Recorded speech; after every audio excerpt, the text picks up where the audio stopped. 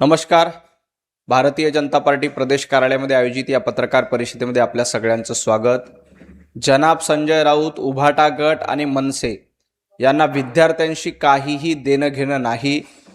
जेनजींच्या नावावर या देशामध्ये अराजकता पसरली पाहिजे एवढंच संजय राऊतांचा उद्देश आहे आणि त्याच उद्देशापोटी या देशातील तरुणाईची माथी भडकावी आणि नेपाळ आणि बांगलादेश सारखी परिस्थिती निर्माण व्हावी हा उद्देश जनाब संजय राऊत, उद्धवजी ठाकरे, मनसे आणि काही लोकांचा आहे. परंतु एक लक्षात घ्या की तुम्ही कितीही प्रयत्न केले की या देशामध्ये नेपाळ सारखी परिस्थिती व्हावी, बांगलादेश सारखी परिस्थिती व्हावी तरी होणार नाही. ज्या पद्धतीनं संजय राऊतांचा हेतू दिसतोय, संजय राऊतांची इच्छा दिसते, ती संजय राऊतांची इच्छा पूर्ण होणार नाही. कारण या देशातल्या तरुणाईंच्या प्रत्येकांच्या रक्तामध्ये देशभक्ती भिनलेली आहे. इथला प्रत्येक तरुण देशभक्त तरुण आहेत. तुमच्यासारख्या कितीही लोकांनी माथी भडकवायचा प्रयत्न केला तरी तरुणाईची माथी भडकली जाणार नाही. संजय राऊत, तुमचा उद्देश कधीही पूर्ण होणार नाही.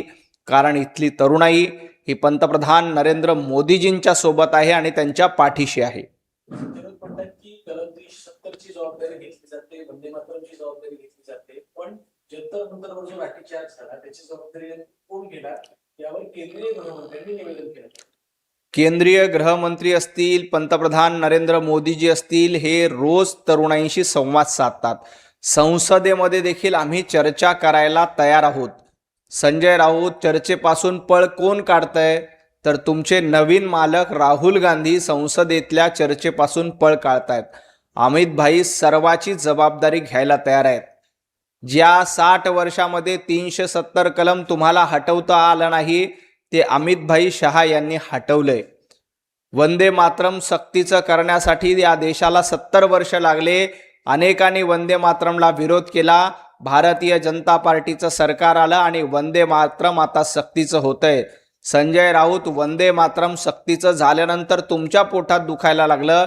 कारण तुमची निष्ठा वंदे मातरमशी नाही, तर तुमची निष्ठा मदरशांसोबत आहे. तुमची निष्ठा भारतासोबत नाही, तर तुमची निष्ठा पाकिस्तान सोबत आहे. त्यामुळं वंदे मातरमला तुम्ही विरोध करताय. परंतु लक्षात घ्या, 370 वंदे मातरम किंवा अन्य कायदे जसे अमित भाईंनी अतिशय यशस्वीरित्या मांडले आणि पूर्ण केले, अगदी त्याच पद्धतीनं पेपर फुटीचं विधेयक देखील व्यवस्थित पारित होईल, मंजूर होईल. त्याबद्दल सगळ्या चर्चा करण्यासाठी केंद्र सरकार तयार आहे. पण राहुल गांधी, संजय राऊत आणि इंडी आघाडीचे लोक पाय लावून पळ काढतायत. असं म्हणणं की आमच्या मागण्या अत्यंत साध्या आणि सोप्या आहेत, परंतु जंतर मंतरवर जो प्रकार घडला युवकांच्या संदर्भात त्याबाबत पंतप्रधानांनी देशाची माफी मागायला पाहिजे. एवढा अहंकार नेमकं भाजपला का आहे? अहंकार कोणाला आहे हे 2.5 वर्षाच्या सरकारमध्ये बघितलं. उद्धवजी ठाकरे अहंकारापोटी मातोश्रीच्या बाहेर यायचे नाही. उद्धवजी ठाकरे एवढे अहंकारी होते की त्यांच्या अहंकाराची लंका या महाराष्ट्रातल्या जनतेनं जाळून टाकली. पंतप्रधान नरेंद्र मोदीजी रोज इंस्टाग्रामच्या माध्यमातून जेनजी सोबत संवाद साधतायत आणि मिलियन्समध्ये हजारो लाखो विद्यार्थी पंतप्रधान नरेंद्र मोदीजींना फॉलो करतायत, त्यांचं ट्विट ऐकतायत, त्यांचे व्हिडिओ पाहतायत. त्यामुळे संजय राऊतांच्या पोटामध्ये दुखतंय. संजय राऊत, तुम्ही तुमच्या मालकांची काळजी करा, तुम्ही तुमच्या पक्षाची काळजी करा. भांडूपमध्ये आजपर्यंत तुम्हाला नगरसेवक निवडून आणता आला नाही, त्याचं चिंतन करा. देशाचं चिंतन करण्यासाठी, तरुणाईशी संवाद साधण्यासाठी आणि देशहितासाठी पंतप्रधान नरेंद्र मोदीजी, अमित भाई शहा, देवेंद्रजी फडणवीस अतिशय समर्थ आणि सक्षम आहेत. आज पुन्हा पेपर फुटीच्या घटना समोर येत आहेत. मात्र राज्याचे मुख्यमंत्री पेपर फुटी करायला मान्य करत आहेत. कारण पेपर फुटीची लाभार्थी त्यांच्या पक्षातील असतात. नीटचे पेपर फोडणारी सगळी लोक भारतीय जनता पार्टीचे आहेत. नीटचे पेपर फोडणारे मोटेगावकर कुठल्या पक्षाचा संबंधित होते एकदा संजय राऊतांनी सांगावं. ज्या मोटेगावकरला अटक करण्यात आली त्या मोटेगावकरनी जाहीर सभेमध्ये सांगितलं की आम्ही काँग्रेसच्या अमित देशमुख यांचं कुंकू लावलेलं आहे. मग संजय राऊत, तुम्ही आजपर्यंत अमित देशमुख आणि काँग्रेसला एक प्रश्न विचारला का? ज्या मोटेगावकरला अटक करण्यात आली त्याचा थेट काँग्रेसशी संबंध असल्याचं व्हिडिओतून दिसलं. प्रचारामध्ये दिसलं. तुम्ही विनाकारण भारतीय जनता पार्टीवर नाव टाकून बदनाम करण्याचा प्रयत्न करू नका. या देशातील जनतेला माहिती आहे. काल रोहित पवारांनी MPSCच्या परीक्षेबद्दल अशीच एक वावटळ उठवण्याचं काम केलं आणि सांगितलं की MPSCचा पेपर फुटला. रोहित पवार जरा डोळे उघडे ठेवून बघा. त्याच विद्यार्थ्यांनी सांगितलंय की असा कुठलाही आरोप आमचा करायचा नव्हता. MPSCच्या अध्यक्षांनी देखील त्याबद्दलचा खुलासा दिलाय.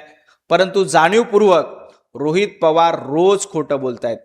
देशामध्ये राहुल गांधींना जसं खोटं बोलायची सवय लागली तशी महाराष्ट्रामध्ये रोहित पवारांना देखील खोटं बोलायची सवय लागली आहे. रोज उठून खोटं पसरवणं एवढाच धंदा आता रोहित पवारांना उरलाय. कारण रोहित पवारांना मतदारसंघात लोकांची कामं करायची नाहीत. रोहित पवारांना मतदारसंघात जायचं नाहीये आणि रोज उठून खोटं बोलायचं एवढाच धंदा रोहित पवारांचा आणि संजय राऊतांचा आहे. गेल्या काही दिवसात संजय राऊतांची पत्रकार परिषद झाली की रोहित पवारांची पत्रकार परिषद होते आणि रोज खोटं बोला, रेटून बोला एवढंच काम संजय राऊत आणि रोहित पवारांकडनं केलं जाते. महाराष्ट्राचा नंबर सगळ्यात खाली गेला आहे, त्याला जबाबदार मुख्यमंत्री देवेंद्र फडणवीस असा आरोप संजय राऊत. संजय राऊतजी देवेंद्रजी फडणवीस साहेब यांच्या नेतृत्वात महाराष्ट्र क्रमांक 1चं राज्य आहे. FDA मध्ये अख्ख्या देशामध्ये जेवढी गुंतवणूक येत नाही त्याच्यापेक्षा जास्त गुंतवणूक महाराष्ट्रामध्ये देवाभाऊंच्या नेतृत्वात येते. ज्या मुंबईला 25 वर्ष तुम्ही लुटलं त्या मुंबईमध्ये 10 मेट्रोची प्रकल्प देवाभाऊंच्या नेतृत्वात सुरू होत आहेत.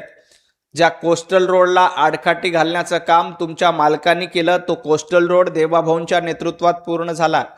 गेल्या 70 वर्षात अटल सेतू कधीही पूर्ण झाला नव्हता, तो देवाभाऊंनी पूर्ण केला. पत्राचाळीमध्ये लाखो रुपयाचा घोटाळा करणारे संजय राऊत तुम्ही होतात आणि BDD चाळीमध्ये हक्काची घरं मराठी माणसाला देणारे देवेंद्रजी फडणवीस आहेत. हा फरक तुमच्यामध्ये आणि देवेंद्रजी फडणवीस साहेबांमध्ये आहेत. त्यामुळे तुमची पात्रता आणि तुमची लायकी देवेंद्रजी फडणवीस साहेबांवर टीका करण्याची नाही.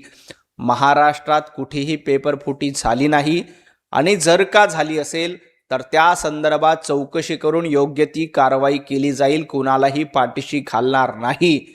परंतु ज्या काँग्रेसच्या कच्च्या बच्च्यांनी, ज्या काँग्रेसच्या चेल्यांनी नीटचा पेपर फुटला त्याबद्दल जनाब संजय राऊत चकार शब्द काढत नाहीत आणि देवाभाऊंना सवाल विचारतात. संजय राऊत, देवेंद्रजींना प्रश्न विचारण्याच्या आधी तुम्ही थोडंसं आत्मपरीक्षण करा की आपली पात्रता काय आहे. राज्यात पाहिलं असेल की देशपातळीवरती नीट एक्झाम झाली, त्यानंतर अस्वस्थता पसरली होती, आंदोलनं झाली. त्याच पद्धतीने महाराष्ट्रात सुद्धा MPSCचा पेपर फुटला या पद्धतीचा मुद्दा पुढे करून अशाच प्रकारे आंदोलन पेटवण्याचा प्रयत्न होतो. MPSCचा पेपर फुटला ही अफवा पसरवण्याचं काम रोहित पवार यांच्याकडनं केलं जातंय. त्यांना असं वाटतंय की देशामध्ये ज्या पद्धतीनं जेनजींच्या नावाखाली, विद्यार्थ्यांच्या नावाखाली जशी घुसखोरी करून आपण आंदोलन केलं, घुसखोरी करून पोलिसांना मारलं, तसंच महाराष्ट्रामध्ये MPSCच्या विद्यार्थ्यांच्या नावाखाली आंदोलन करण्याचा रोहित पवार यांचा डाव आहे. रोहित पवारांची अशी इच्छा आहे की या MPSCच्या विद्यार्थ्यांच्या नावावर महाराष्ट्रामध्ये धुडगूस घालू, महाराष्ट्रामध्ये षडयंत्र रचून आंदोलन करू आणि या सरकारला बदनाम करू. ही रोहित पवार यांची सुप्त इच्छा आहे. हे रोहित पवार यांचं षडयंत्र आहे. परंतु रोहित पवार, तुमचं हे षडयंत्र यशस्वी होणार नाही. तुम्ही स्वतःची राजकीय पोळी भाजण्यासाठी MPSCच्या विद्यार्थ्यांचा गैरवापर करतायत. आता MSCETच्या विद्यार्थ्यांचा गैरवापर करायला सुरुवात केली आहे. परंतु एक लक्षात घ्या, हे सरकार सक्षम आहे. जे कोणी दोषी असतील त्यांच्यावर तातडीनं कारवाई केली जाईल. पण तो रोहित पवार, तुम्ही ज्या अफवा पसरवतायत, तुम्ही रोज राहुल गांधींप्रमाणे खोटं बोलवतायत. तुमचं हे षडयंत्र या महाराष्ट्रामध्ये कधीही यशस्वी होणार नाही. राज्याच्या मुख्यमंत्र्यांनी जंतर मंतर मधल्या डिजिटल मास्टर मुलांकडून शिक्षण पाहिजे असं आहे. संजय राऊत, सोशल मीडियावरती लोक मिलियन्सच्या स्वरूपात व्यक्त होतात, शिव्या घालतात. त्यामुळे मुख्यमंत्र्यांनी या सगळ्या संदर्भात डिजिटल प्रशिक्षण घ्यावं असं मुख्यमंत्री देवेंद्रजी फडणवीस हे प्रशिक्षित आहेत. ते राष्ट्रीय स्वयंसेवक संघाचे स्वयंसेवक आहेत. तुमच्यासारखं हिंदुत्व सोडून देणारे, तुमच्यासारखं पत्राचाळीमध्ये घोटाळे करणारे, तुमच्यासारखे महिलांना शिवीगाळ करणारे देवाभाऊ नाही आहेत. देवेंद्रजी फडणवीस यांचं प्रशिक्षण काय आहे हे महाराष्ट्राने बघितलंय. देवाभाऊ यांचं नेतृत्व कसं आहे हे महाराष्ट्रातल्या 14 कोटी जनतेला माहीत आहे. त्यामुळंच या महाराष्ट्राने देवाभाऊंना 3 वेळेला आशीर्वाद दिलेत. संजय राऊत, आपण मागच्या दारानं राज्यसभेमध्ये जाता. जरा तुम्ही गेल्या काही दिवसापासून राहुल गांधीकडनं खोटं बोलण्याचं प्रशिक्षण घेताय, त्या प्रशिक्षणामध्ये भर घाला. तुम्हाला रोज उठून खोटं बोलायची सवय लागली आहे, त्यामुळं तुम्ही अशा पद्धतीच्या टीका करतायत. आम्ही डिजिटल प्रशिक्षण घेतलेलं आहे, आम्ही सोशल मीडियाचं प्रशिक्षण घेतलेलं आहे आणि संजय राऊतांना आवश्यकता असेल तर देवेंद्रजी फडणवीस रामभाऊ माळगी प्रबोधिनीचे अध्यक्ष देखील आहेत. गरज असेल तर संजय राऊतांना रामभाऊ माळगी प्रबोधिनीमध्ये जाऊन प्रशिक्षण देण्याची व्यवस्था निश्चितपणे केली जाईल. सुप्रिया सुळे आणि शरद पवार अशा पक्षाचं नेतृत्व करतायत, तो पक्ष कधी जातीयवादी आणि राष्ट्रविघातक पक्षात झाला. राष्ट्रविघातक आणि जातीयवादी संजय राऊत तुम्ही आहात.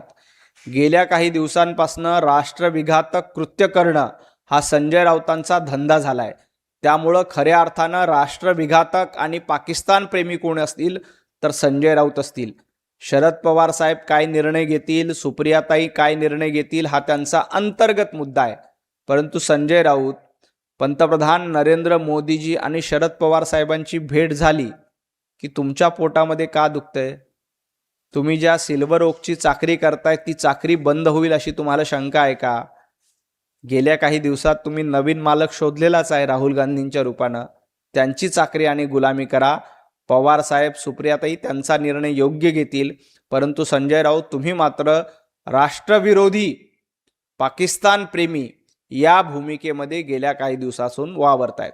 धर्मेंद्र प्रधान हे काही हुतात्मा आहेत का? त्यांनी काय बलिदान दिले का? मुलांनी त्यांचा राजीनामा घेतला, भ्रष्टाचार झाला म्हणून, नीट परीक्षेमध्ये घोटाळा झाले म्हणून, पण भ्रष्टाचाराचा अवमान मानवणारा भारतीय जनता पक्षाचा भ्रष्टाचाराबद्दल संजय राऊतांनी बोलावं.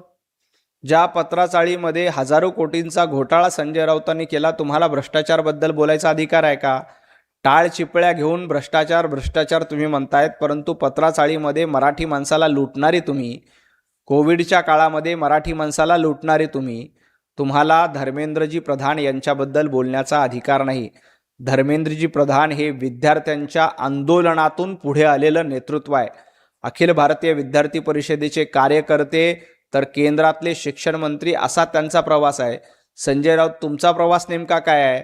पत्राचाळीमध्ये घोटाळा करणं, खिचडीमध्ये घोटाळा करणं, कफन चोरीमध्ये घोटाळा करणं, मराठी माणसाला शिव्या घालणं, भांडूपच्या गाढव नाक्यावर बसून गांजा ओढणं, हे संजय राऊत तुमचं कर्तृत्व आहे. धर्मेंद्र प्रधान हे विद्यार्थ्यांचं नेतृत्व करत पुढे आलेले आहेत आणि धर्मेंद्र प्रधान यांचा राजीनामा त्यांनी स्वतःहून दिलेला आहे. या देशामध्ये हा देश महत्त्वाचा आहे आणि पार्टीनंतर आणि व्यक्ती शेवटी या धोरणातनं धर्मेंद्र प्रधानजी यांनी राजीनामा दिलेला आहे. त्यांना माहीत होतं की विद्यार्थ्यांच्या खांद्यावर बंदूक ठेवून काही लोक या देशाचा नेपाळ आणि बांगलादेश करण्याचा प्रयत्न करत होते. त्यामुळं धर्मेंद्र प्रधानजी यांनी स्वतःहून राजीनामा दिला. तुमच्यासारखं ते लपून बसले नाही, विद्यार्थ्यांना सामोरे गेले.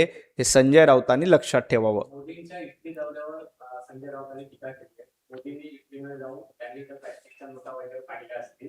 सध्या त्यांना इटलीचं फार आकर्षण आहे. त्यांना इटली आणि ट्रम्पचं आकर्षण आहे. संजय राऊत, इटली आणि भारत यांचे संबंध जुने आहेत. तुम्हाला माहीत नसेल तर राहुल गांधींना जाऊन विचारा की इटली आणि भारताचे संबंध काय आहेत. सोनिया गांधींना जाऊन विचारा इटली आणि भारताचे संबंध काय आहेत.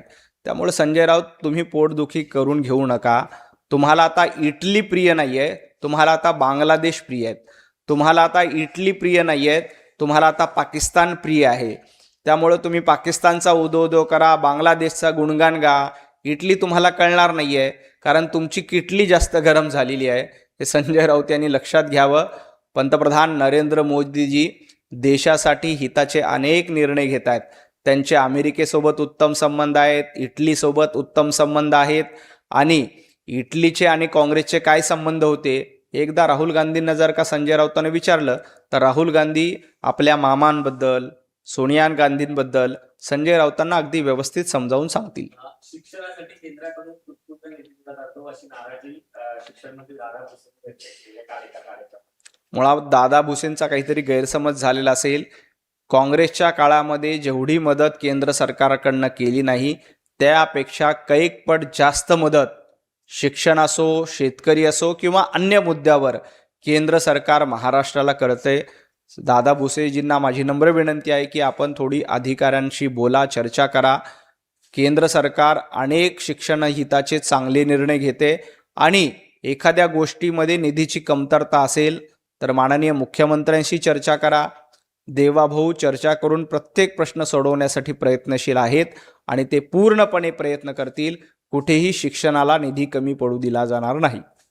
रोहित पवार यांची पत्रकार परिषद सुरू आहे, त्यामध्ये त्यांनी गृहमंत्र्यांना विनंती केली आहे 10 दिवसात तुम्ही माफी घेतली नाही तर पुन्हा आंदोलन करावं लागेल. आदरणीय पवार साहेब मोदी यांना का भेटले ते त्यांनी समजून नाही, पवार साहेब मोदीजींना का भेटले हे रोहित पवारांना जास्त माहिती असेल. मुळामध्ये विद्यार्थ्यांच्या नावावर काही दंगेखोर, खुनी अशी लोक या आंदोलनामध्ये घुसले होते.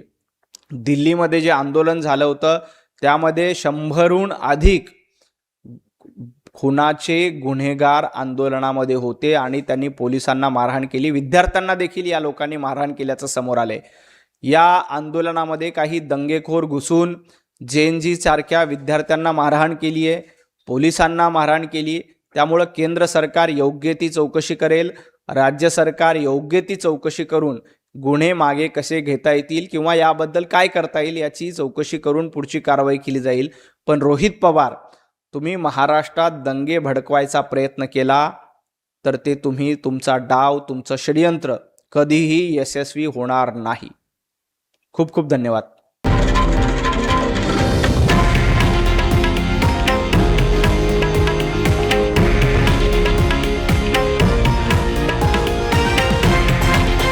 हे आहे देशातील नंबर 1 न्यूज नेटवर्क आणि आपण पाहत आहात TV9 मराठी, एकमेव.